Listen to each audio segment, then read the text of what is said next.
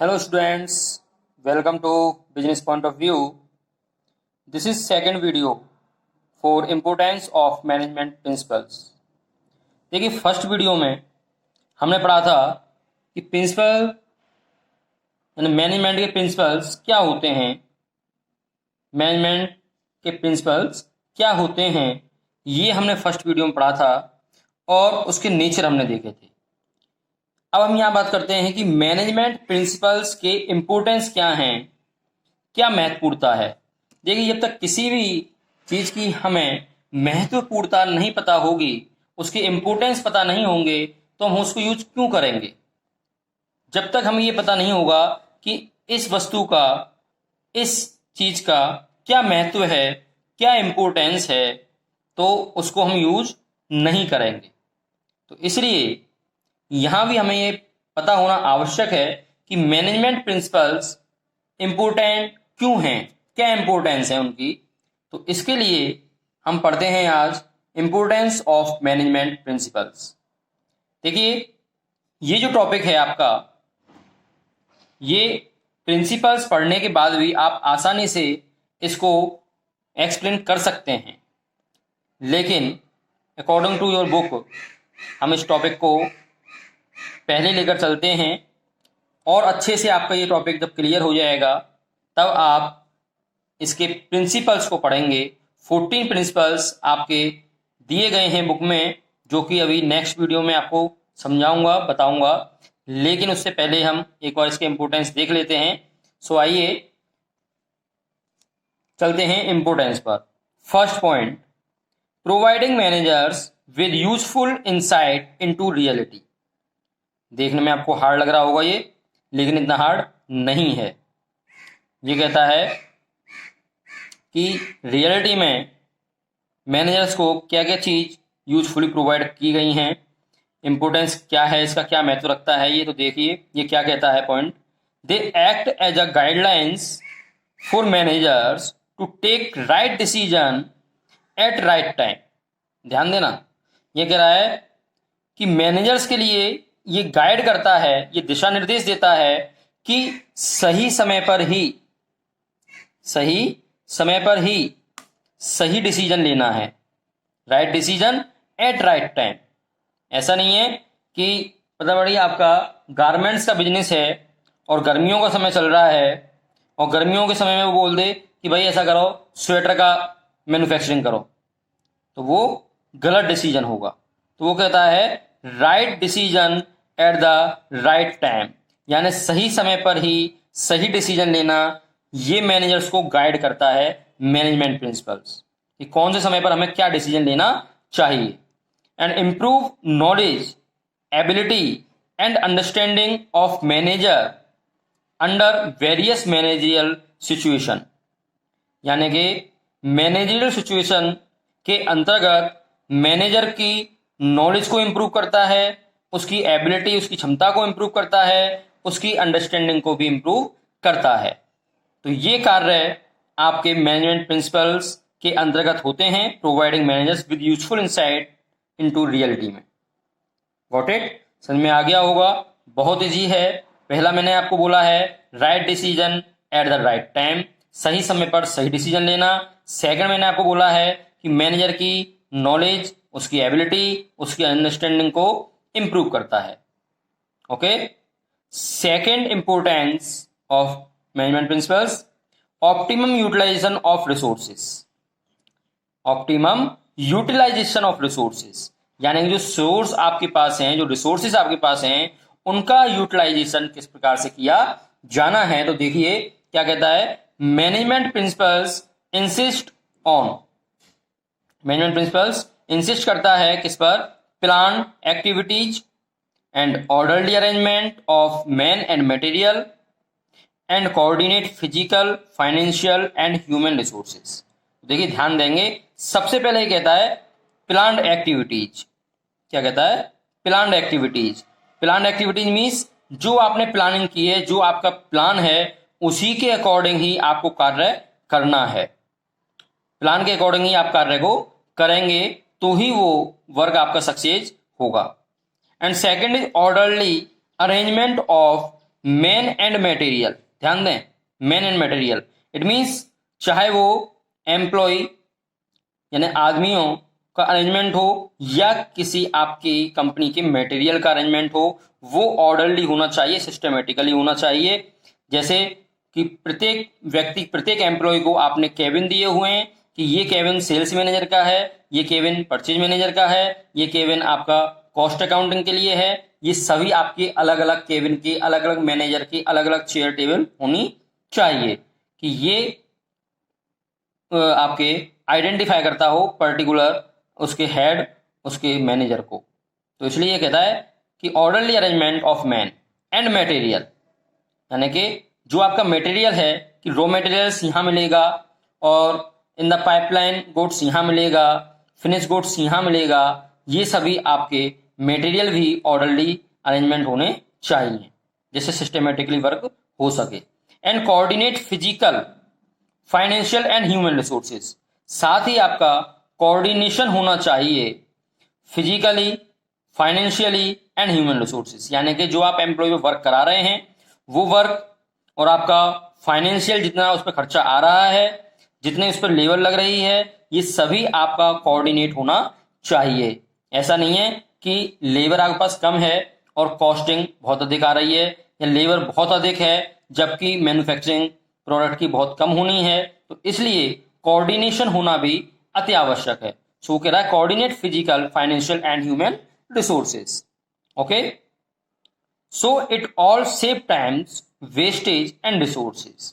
ये कहता है कि समय को वेस्ट ना होने दें, रिसोर्सेज के आधार पर समय को आपको सेव करना है, और save time, wastage and resources, इन सभी को आपको, वेस्टेज जो है या रिसोर्सेज जो है, इन सभी को आपको सेव करके चलना है, सुरक्षित रख के चलना है।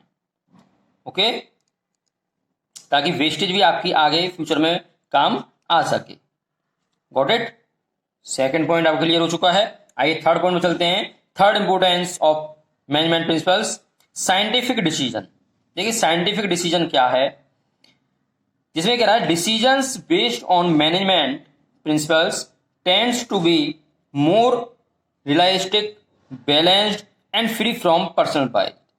ये कहता है कि मैनेजमेंट प्रिंसिपल के जो डिसीजंस हैं वो आपके रियलिस्टिक होने चाहिए, आपके बैलेंस्ड होने चाहिए। बैलेंस्ड मीन्स जिसका समान तुलना हो, बैलेंस्ड होने चाहिए। एंड फ्री फ्रॉम पर्सनल बायस, और आपके व्यक्तिगत विचारों से, व्यक्तिगत रुचि से, व्यक्तिगत बायस से फ्री होने चाहिए, अलग होने चाहिए। ऐसा नहीं है कि आपने कह दिया यार ये मेरे लिए सूटेबल नहीं है, इसलिए इस डिसीजन को हम यहाँ पर फिनिश कर देते, खत्म कर देते हैं। आपको ये नहीं देखना है वो मेरे लिए सूटेबल है या नहीं है, पर्सनल बायस नहीं देखना है, व्यक्तिगत रुचि नहीं देखनी है, व्यक्तिगत कारण नहीं देखना है, बल्कि आपको कंपनी के लिए देखना है कि कंपनी के लिए, फैक्ट्री के लिए, हमारी सोसाइटी के लिए वो बेस्ट है या नहीं है। ये नहीं देखना है कि वो मेरे लिए बेस्ट है या नहीं है, बल्कि आपको कंपनी के लिए वर्क करना है। तो इसलिए फ्री फ्रॉम पर्सनल बायस होना चाहिए, बैलेंस्ड होना चाहिए, रियलिस्टिक होना चाहिए। ओके, इन पर विशेष ध्यान देना है। And they also enable managers to solve problems systematically and scientifically. और साइंटिफिक डिसीजन ये भी कहता है कि जो भी आपके मैनेजर्स हैं वो जितनी भी प्रॉब्लम्स हैं उन सभी को एक सिस्टमेटिकली और साइंटिफिकली आसानी से सॉल्व कर सकें। इस प्रकार का आपका साइंटिफिक डिसीजन होना चाहिए, जिसमें आगे जाकर वो फ्यूचर में प्रॉब्लम नहीं आए। वो एक सिस्टम के आधार पर होना चाहिए, एक साइंटिफिक रूल्स के आधार पर होना चाहिए, जिसे आसानी से हम आगे फॉरवर्ड कर सकें। Okay, next is meeting changing, next is meeting changing environment requirement. ये क्या कहता है, businessman has to make changes in organisation according to changes takes place in environment. देखिए इन्वायरमेंट का सबसे बड़ा इंपॉर्टेंस होता है एक बिजनेस के अंदर, क्योंकि इन्वायरमेंट के आधार पर ही बिजनेस हमारा रन करता है। जैसे आपने देखा होगा इन्वायरमेंट क्या कहता है कि अगर आप मान लीजिए मंसूरी में या मनाली में अगर आप वहाँ पर जाकर के और गर्मियों के गारमेंट्स तैयार करने लग जाएंगे तो उनका कोई भी औचित्य नहीं होगा, क्योंकि वहाँ का जो एनवायरनमेंट है वो हमेशा लगभग आपका कूल एनवायरनमेंट रहता है, वहाँ समर एनवायरनमेंट देखने को नहीं मिलता है, तो इसलिए वहाँ पर उन गारमेंट्स की कोई आवश्यकता नहीं है। तो उसी चीज़ को ये कह रहा है कि बिजनेसमैन को हमेशा अपनी ऑर्गेनाइजेशन में चेंजिंग लाना चाहिए, वहाँ की स्थिति को देखते हुए, वहाँ के इन्वायरमेंट को देखते हुए। तो वो कह रहा है टेक प्लेस इन एनवायरमेंट, यानी कि जो भी आपका प्लेस है उस प्लेस के आधार पर जो भी इन्वायरमेंट वहाँ का है उस इन्वायरमेंट के आधार पर वहाँ चेंजिंग होनी चाहिए। एज्यूम अगर हम अपने यहाँ पर ले लेते हैं तो इधर साइड में क्या होता है, आप सर्दियाँ भी हैं, गर्मियाँ भी हैं, बरसात भी हैं, सभी मौसम होते हैं। गर्मियों में अगर आप स्वेटर का मैन्युफैक्चरिंग करेंगे तो नहीं होगा, नहीं चलेगा, आपका बिजनेस ठप हो जाएगा। इसलिए बरसात में बरसात के कपड़े बरसातियों का, गर्मी में गर्मी के गारमेंट्स, सर्दी में सर्दी के गारमेंट्स। इसी के गारमेंट्स फैक्ट्री आपकी है तो गारमेंट्स के लिए इन्वायरमेंट डिपेंड करता है। गर्मियों में अगर आप आइसक्रीम की फैक्ट्री लगाते हैं तो वो अधिक चलेगी अपेक्षाकृत सर्दियों की। तो इसलिए जो भी आपकी प्लेस है उसका एनवायरनमेंट देखकर ही आपको ऑर्गेनाइजेशन में कुछ चेंजिंग लाने पड़ते हैं। So to make changes in organisation according to changes takes place in environment. Okay, so management principles train the managers in implementation changing in right decision, यानी कि मैनेजर्स को मैनेजमेंट प्रिंसिपल्स के आधार पर ये ट्रेंड किया जाता है कि सही समय पर सही डिसीजन उसको लेना है और जो आवश्यक हो सकें उन चेंजिंग को भी करना है। सो इम्प्लीमेंटिंग चेंजेज भी होने आवश्यक हैं इन राइट डिसीजन। राइट डिसीजन में कुछ अगर चेंजिंग हो रहे हैं तो वो भी आपके मैनेजमेंट प्रिंसिपल्स के अंदर बताए जाते हैं कि मैनेजमेंट प्रिंसिपल्स के आधार पर मैनेजर्स को ये ट्रेंड किया जाता है कि राइट डायरेक्शन में, सही दिशा में कुछ चेंजिंग होने आवश्यक होते हैं। ओके, गॉट इट, यहाँ पर क्लियर हो गया होगा यहाँ तक। आइए फिफ्थ पॉइंट, इफेक्टिव एडमिनिस्ट्रेशन। देखिए administration is the most important part of every organisation. प्रत्येक ऑर्गेनाइजेशन में एडमिनिस्ट्रेशन डिपार्टमेंट अपना एक महत्वपूर्ण भाग रखता है। तो ये कहता है इफेक्टिव एडमिनिस्ट्रेशन। एडमिनिस्ट्रेशन आपका कैसा होना चाहिए, इफेक्टिव होना चाहिए, प्रभावशाली होना चाहिए। जिसके लिए क्या कहता है ये, they act as a guidelines and base to form various administrative policies, यानी कि ये कहता है कि ये गाइड करता है, ये क्या करता है, हमें गाइड करता है, दिशा निर्देश देता है कि एडमिनिस्ट्रेटिव पॉलिसीज जो आपकी हैं वो ज़्यादा से ज़्यादा किस प्रकार से अप्लाई हो सकें और कौन सी इफेक्टिव पॉलिसीज होंगी जो कि हमारे एडमिनिस्ट्रेशन को इफेक्टिव बनाएंगी। सो एडमिनिस्ट्रेटिव पॉलिसीज आपकी एडमिनिस्ट्रेशन पॉलिसी की फॉर्म में आपकी गाइडलाइंस भी ये शो कराता है। And they make administration more effective by discouraging personal prejudice and bias. यह कहता है कि एडमिनिस्ट्रेशन आपका इफेक्टिव होना चाहिए, जिसके लिए ये पर्सनल प्रीजुडियस को हमें इग्नोर करना है। हमें ये नहीं देखना है कि व्यक्तिगत के अकॉर्डिंग हमारा क्या है कि हमें ये अच्छा लग रहा है इसलिए इसमें ये कर दीजिए, हमें ये अच्छा लग रहा है तो एक काम कीजिए इस फैक्ट्री के अंदर ये चेंजिंग ला दीजिए। हमें क्या अच्छा लग रहा है उससे हमारा कोई मतलब नहीं है। हमको देखना है कि हमारा एडमिनिस्ट्रेशन डिपार्टमेंट किस प्रकार से इफेक्टिव हो सकता है, उसके लिए हम क्या कर सकते हैं। तो एग्जाम्पल भी इसने दिया हुआ है, like as a scalar chain is a systematic flow of information. Scalar chain क्या है ये आप आगे पढ़ेंगे deeply.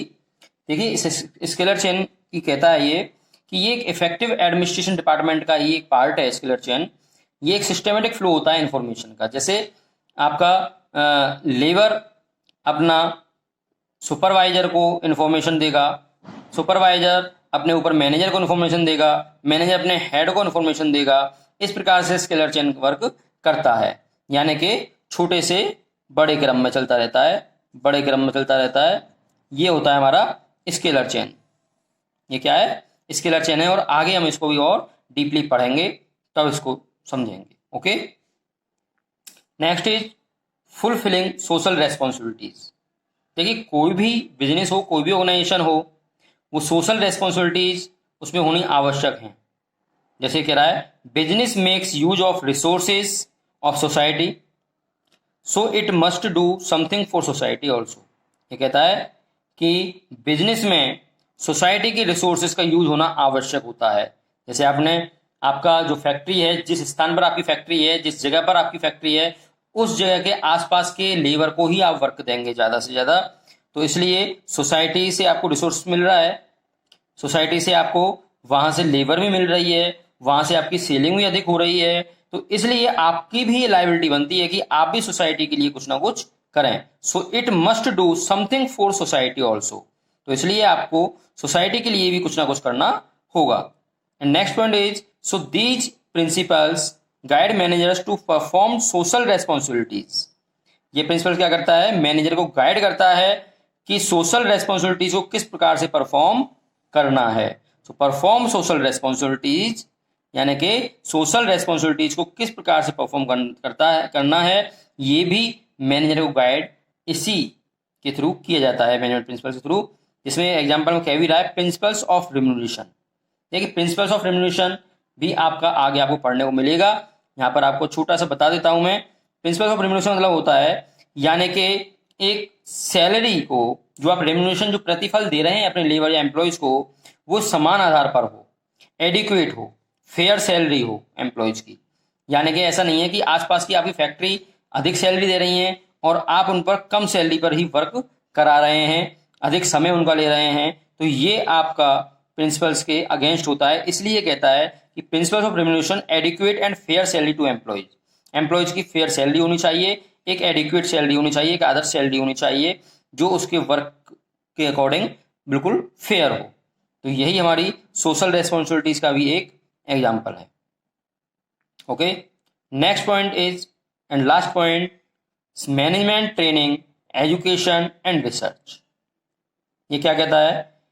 Management principles helps in identifying the areas in which existing and future managers should be trend. Management principles हमें इसमें भी सहायता करता है आइडेंटिफाई करने में कि जो पुराने मैनेजर्स हैं वो किस एरिया में विख्यात हैं, किस एरिया में फेमस हैं, किस एरिया में उनका एक्सपीरियंस अधिक है, ताकि हम उसी एरिया वाइज उनको उस कार्य को दे सकें। या फ्यूचर में जो मैनेजर बनने वाले हैं उनको किस एरिया के लिए ट्रेनिंग दी जाए। जैसे आपने देखा होगा, कुछ एक्सपीरियंस्ड एम्प्लॉयज होते हैं जो आगे जाकर के उनको हम प्रमोट कर मैनेजर बनाना चाहते हैं। तो उनको हम ये देखना है कि ये सेल्स में अधिक एक्सपीरियंसड है, परचेज में अधिक एक्सपीरियंसड है, या कॉस्ट मटेरियल में जा रहे हैं, या फाइनेंशियल डिपार्टमेंट में जा रहे हैं। तो वो हमें यहाँ पर आइडेंटिफाई कराने के लिए भी हेल्प हमारी ये करता है कि कौन सा मैनेजर को कौन सी पोस्ट हमें देनी है, कौन सी एम्प्लॉयज हमारे ऐसे हैं जो मैनेजर के लिए प्रमोट होने वाले हैं, उनको किस एरिया से संबंधित कार्य हमें देना है। तो इसमें भी हमारी ये हेल्प करता है। Okay, and then they also provide basis from future research. और ये हमें ये भी प्रोवाइड कराता है कि फ्यूचर रिसर्च के लिए हमें क्या क्या चीज़ों की आवश्यकता होनी चाहिए, क्या क्या चीज़ हमारे पास होनी चाहिए। So they also provide basis for future research. Future research के आधार पर हमें ये प्रोवाइड कराता है, फ्यूचर रिसर्च के आधार पर भी हमें ये प्रोवाइड कराता है कि हमारे पास क्या होना चाहिए, हमें किस एरिया में किसकी आवश्यकता है और किस मटेरियल की आवश्यकता अधिक है। ये सभी चीज़ें हमें ये प्रोवाइड कराता है। तो ये आपके मैनेजमेंट प्रिंसिपल्स के इम्पोर्टेंस कंप्लीट हो चुके हैं। यहाँ पर सभी को क्लियर हो गए होंगे। एक बार वीडियो को देख करके अच्छे से रिवाइज करें, बुक को सामने रख लें, बुक में से अपना टॉपिक आप देख सकते हैं, बुक के अकॉर्डिंग एक बार रिवाइज कर लें, लिख कर देख लें, ज़्यादा हार्ड नहीं है। इसके बाद अब हम इसके प्रिंसिपल्स पर चलेंगे, प्रिंसिपल्स ऑफ मैनेजमेंट। तो उसकी हम नेक्स्ट वीडियो में आपसे बात करते हैं। ओके, वीडियो आपको अच्छी लगी हो लाइक करें, सब्सक्राइब जरूर करें ताकि अगली वीडियो में तब भी डालूं आपके पास ऑटोमेटिक पहुंच सके। और शेयर करना ना भूलें अपने दोस्तों को, अपने भाई बहनों को, जिनको इनकी आवश्यकता हो नोट्स की, उनको इन नोट्स को प्रोवाइड कराएं, शेयर करें। Okay, thank you so much.